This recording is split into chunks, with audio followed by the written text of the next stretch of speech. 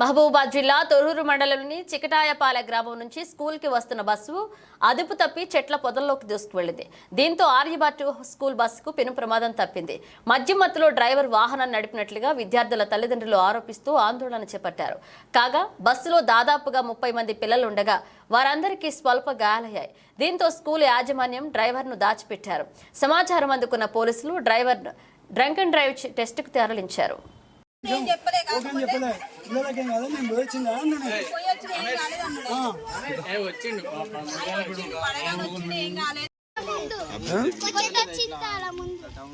చింతల ముందా అంటే ఇంకా చెర్లపాలెం విలేజ్ రాలే. అదే ఆడ ఇక్కడ లోపల ఒక బ్రిడ్జ్ లెక్క ఉంటుంది. అదే బ్రిడ్జ్ లెక్క ఉంటుంది అక్కడ.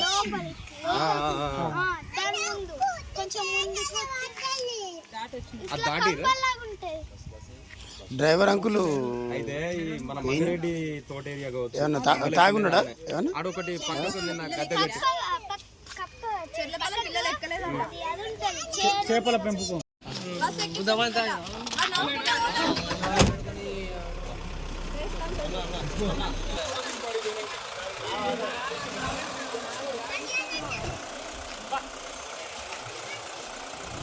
నేను వచ్చేసరికి తీసుకెళ్తాను.